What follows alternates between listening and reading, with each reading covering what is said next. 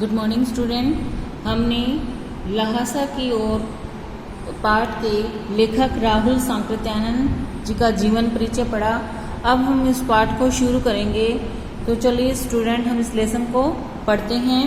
वह नेपाल से तिब्बत जाने का मुख्य रास्ता है। फरी कालिम्पोंग का रास्ता जब नहीं खुला था तो नेपाल ही नहीं, हिंदुस्तान की भी चीजें इसी रास्ते तिब्बत आया जाया करती थी। यह व्यापारिक ही नहीं, सैनिक रास्ता भी था। इसीलिए जगह जगह फौजी चौकियां और किले बने हुए हैं, जिनमें कभी चीनी पलटन रहा करती थी। पलटन का मतलब होता है सेना। आजकल बहुत से फौजी मकान गिर चुके हैं। दुर्ग के किसी भाग में जहां किसानों ने अपना बसेरा बना लिया है, वहां घर कुछ आबाद दिखाई पड़ते हैं। ऐसा ही परित्यक्त एक चीनी किला है। हम वहां चाय पीने के लिए ठहरे। परित्यक्त यानी त्यागा हुआ। तो हमने जो ये पैराग्राफ पढ़ा है, इसमें से हमारे 3-4 प्रश्न बन रहे हैं। तो हम उन मुख्य बिंदुओं को अंडरलाइन करेंगे जहां से अपने प्रश्न हैं वो बन रहे हैं। पहला प्रश्न है कि नेपाल तिब्बत मार्ग का परिचय दीजिए। तो नेपाल तिब्बत मार्ग नेपाल से तिब्बत जाने का प्राचीन रास्ता है और इस मार्ग से नेपाल और भारत का व्यापार तिब्बत के साथ होता था और इस मार्ग का प्रयोग चीनी द्वारा सैनिक कार्यों के लिए भी होता था। इसको अंडरलाइन कर लीजिए आप, अंडरलाइन कर लीजिए। फिर दूसरा प्रश्न यहाँ से बना है कि नेपाल तिब्बत मार्ग पर चौकियाँ और किले क्यों बने हुए हैं। दूसरा प्रश्न है, तो यहाँ से अंडरलाइन करेंगे आप। नेपाल तिब्बत मार्ग पर व्यापारिक ही नहीं, सैनिक रास्ता भी था। इसलिए जगह जगह फौजी चौकियाँ और किले बने हुए हैं, जिसमें कभी चीनी पलटन भी रहा करती थी। इसको अंडरलाइन कर लीजिए आप लोग, इसको भी अंडरलाइन कर लेते। हाँ, दूसरा प्रश्न अपना कि नेपाल तिब्बत मार्ग पर चौकियां और किले क्यों बने हुए हैं। तो नेपाल तिब्बत मार्ग व्यापारिक नहीं, सैनिक रास्ता भी था। इसीलिए नेपाल तिब्बत मार्ग पर अनेक चौकियां और पुराने किले बने हुए हैं और जिसमें कभी चीनी सेना भी रहा करती थी। तीसरा प्रश्न अपना बन रहा है कि किसानों ने अपने बसेरे कहाँ बना लिए। तो किसानों ने कहाँ बना लिए? दुर्ग के भाग में। दुर्ग के नेपाल तिब्बत मार्ग पर जो स्थित जो प्राचीन किले हैं, वहाँ अब किसानों ने अपना जो बसेरे हैं वो बना लिए हैं। तो दुर्ग के जो प्राचीन किले थे, अब किसानों ने वहाँ पर अपना बसेरा बना लिया है। इसको भी अंडरलाइन कर लेंगे आप लोग। फिर चौथा प्रश्न बन रहा है कि नेपाल तिब्बत मार्ग के अतिरिक्त भारत से व्यापार का नया मार्ग कौन सा खुला है। तो नेपाल तिब्बत मार्ग के अतिरिक्त तिब्बत जाने का और कौन सा मार्ग खुला है। तो फरी कालिम्पोंग है, वो भारत से व्यापार का नया मार्ग खुल गया है। इसको भी अंडरलाइन कर लेंगे आप लोग। आगे पढ़ते हैं। हम वहाँ चाय पीने के लिए ठहरे। तिब्बत में यात्रियों के लिए बहुत सी तकलीफें भी हैं और कुछ आराम की बातें भी हैं। वहाँ जाति पाति छुआछूत का सवाल ही नहीं और न औरतें पर्दा ही करती है। बहुत निम्न श्रेणी के भीखमंगों को लोग चोरी के डर से घर के भीतर नहीं आने देते। नहीं तो आप बिल्कुल घर के भीतर चले जा सकते हैं। चाहे आप बिल्कुल अपरिचित हो, तब भी घर की बहू या सासू को अपनी झोली में से चाय दे सकते हैं।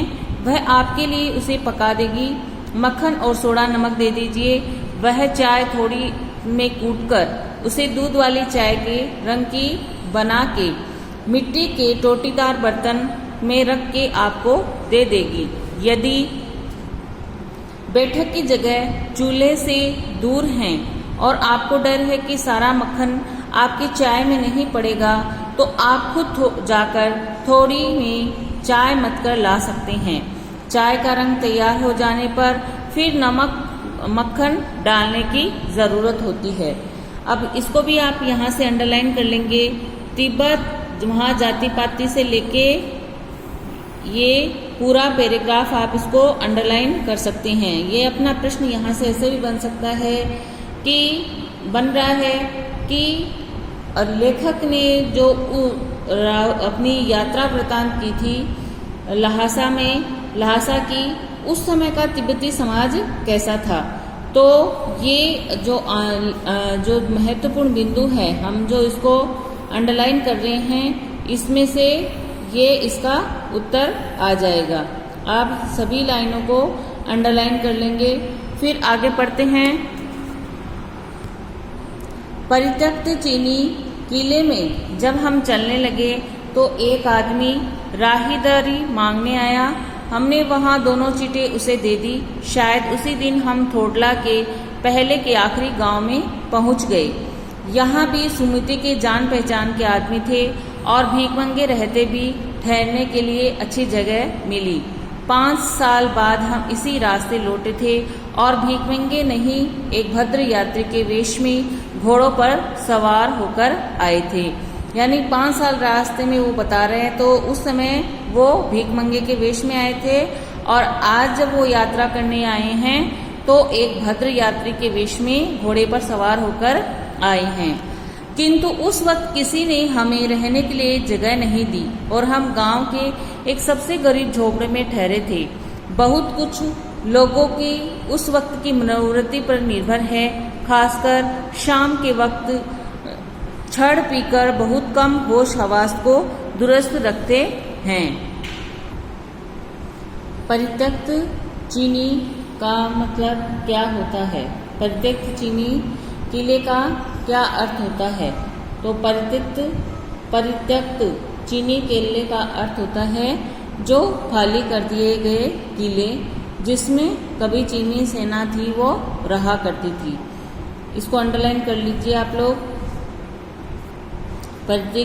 परित्यक्त चीनी किले का अर्थ होता है खाली कर दिए गए जो किले होते हैं, और आगे हमने पढ़ा था इन किलों में पहले सेना रहा करती थी। दूसरा प्रश्न अपना बन रहा है, एक राहदारी शब्द आया है। तो राहदारी क्या होती है? राहदारी ये होती है कि यह एक प्रकार का अनुमति पत्र, जिसे हम परमिशन लेटर बोलते हैं, वो होता था जो पुल से नदी पार करने वाले यात्रियों को मजिस्ट्रेट द्वारा जारी किया जाता था।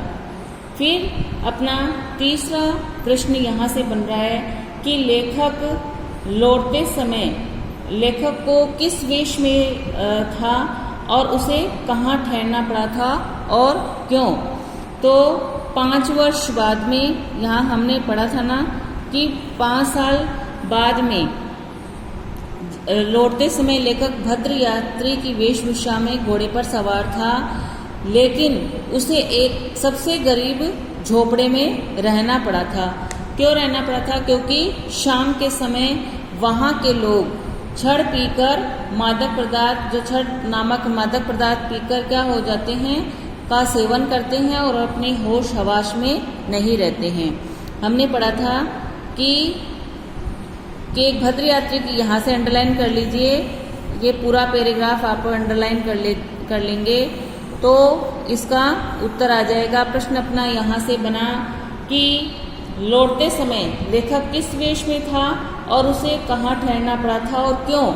तो अपना होगा कि लौटते समय 5 वर्ष बाद लौटते समय लेखक एक भद्र यात्री की वेशभूषा में घोड़े पर सवार था, लेकिन उसे एक गरीब झोपड़े में ठहरना पड़ा था क्योंकि शाम के वक्त वहाँ के लोग छड़ नामक जो मादक पदार्थ होता है उसका सेवन कर लेते हैं और उस सेवन करने के बाद उन्हें होश हवास नहीं रहता।